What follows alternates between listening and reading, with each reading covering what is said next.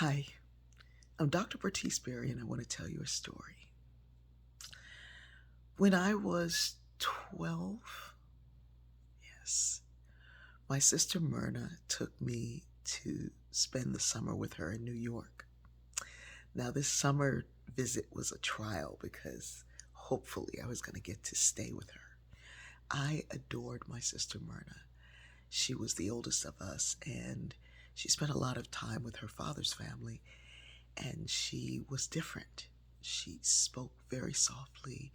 She was super smart. She had worldly knowledge. She was an artist. She was fashionable, and she was beautiful. I adored her. Well, I get to New York and everything is different. The city is loud, the streets are loud, but that's not what bothered me. What bothered me was the inside of Myrna's apartment. It always smelled so beautiful, and it was so quiet. I wasn't accustomed to quiet.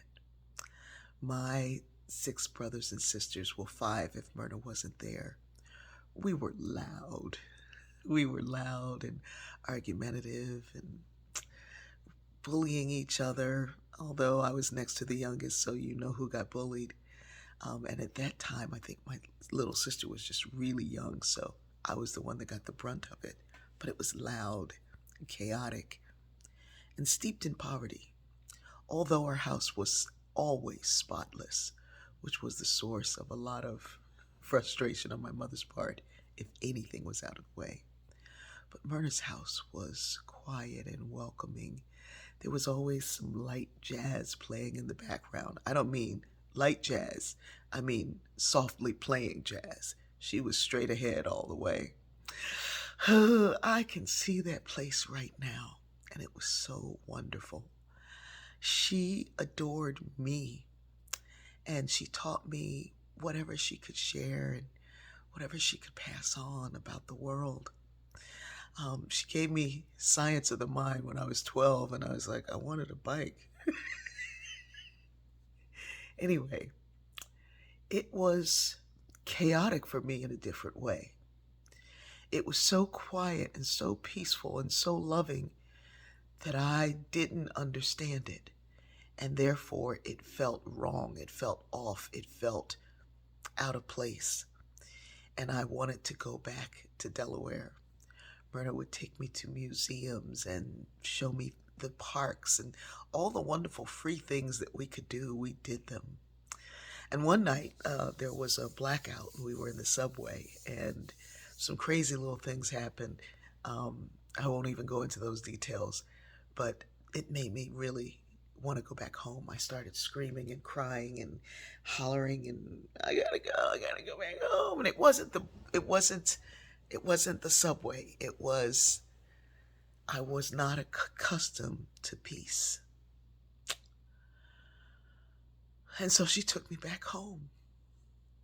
And she said, when you're ready to come back, you can come back. And then she said, I need you to know this. The world is a much bigger place than Gordon Street. And if you're ever going to get off this Gordon Street, you're going to have to see it. You're going to have to see more. You're going to have to understand that this is not the world. Go to the library and soak it up.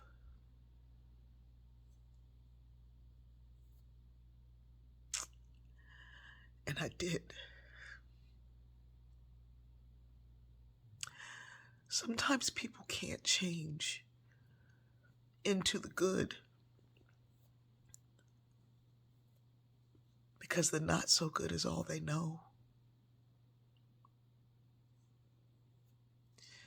Start exposing yourself little by little to the wonderful things of the world, and they won't seem so strange, so bad, so weird.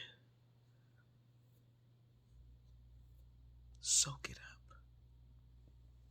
I love you.